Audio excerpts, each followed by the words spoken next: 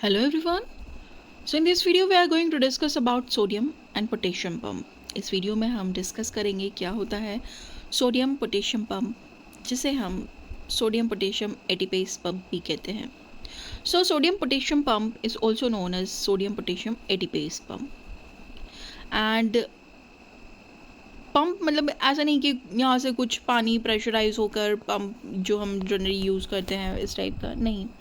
ये पंप जो है वो it is a special protein.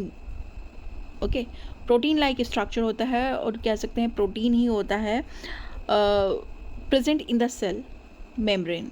Cell membrane में ये प्रोटीन स्पेशल प्रोटीन प्रेजेंट होता है. Okay, that uses energy from ATP. क्या करता है इसकी फंक्शनिंग, इसकी प्रोसेसिंग के लिए आपको एटीपी की ज़रूरत होती है. इस पंप को एटीपी की ज़रूरत होती है. अब इस पंप से क्या होगा, यहाँ से ये हेल्प करेगा move 3 sodium ions out of the cell. मतलब सेल के अंदर जो सोडियम प्रेजेंट है, अंदर से एक बार में 3 सोडियम आयंस को बाहर निकाल के फेंकेगा और बाहर से 2 पोटेशियम आयन बदले में सेल के अंदर लेके आएगा. यही सोडियम पोटेशियम पंप का काम होता है.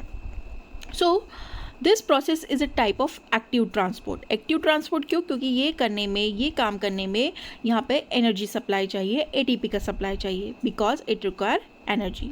तो सोडियम पोटेशियम पंप क्या होता है, एक टाइप का स्पेशल टाइप ऑफ प्रोटीन होता है जो कि सेल मेम्ब्रेन में प्रेजेंट होता है और इसकी फंक्शनिंग के लिए आपको एटीपी की ज़रूरत होती है. ओके, इसके थ्रू 3 सोडियम आयन सेल के बाहर जाते हैं और 2 पोटेशियम आयन सेल के अंदर आते हैं. ओके, और ये प्रोसेस क्या है, एक्टिव प्रोसेस है, एक्टिव ट्रांसपोर्ट प्रोसेस है, क्योंकि यहाँ पे एनर्जी आपको पंप को देनी पड़ रही है. कॉन्सेप्ट क्या है, ईच लिविंग सेल नीड. हर एक लिविंग सेल को क्या चाहिए, लो सोडियम इनसाइड द सेल. मतलब इनसाइड सेल के इनसाइड में सोडियम आयन का कॉन्सेंट्रेशन कम होना चाहिए और पोटेशियम आयन्स का ज़्यादा होना चाहिए.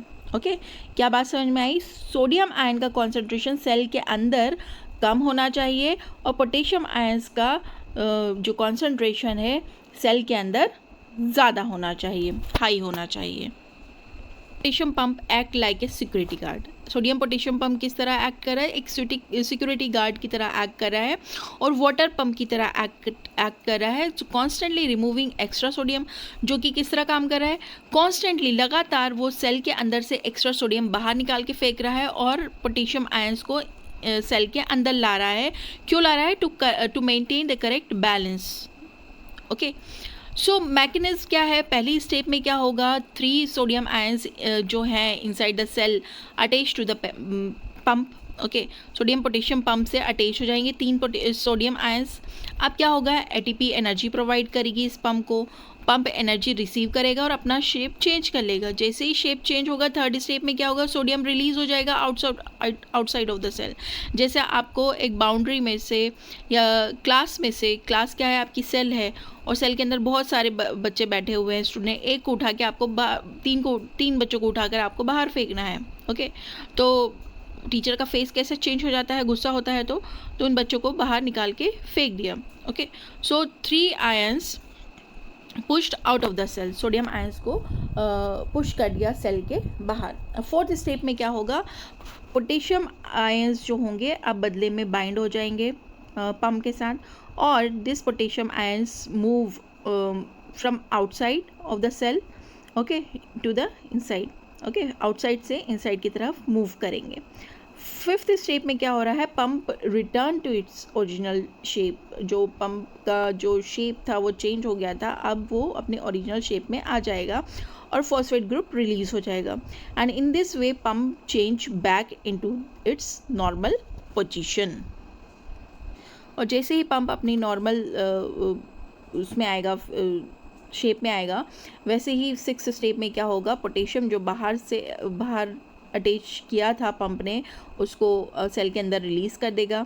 ओके, अब इम्पॉर्टेंस क्या है सोडियम पोटेशियम पंप का, जो सबसे पहले इन मसल सेल्स में जो essential for normal muscle contraction, आपको पता है कि मसल कॉन्ट्रैक्शन के लिए आपको सोडियम पोटेशियम आयन का कॉन्सेंट्रेशन इक्विलिब्रियम जो है नॉर्मल बनाना होता है.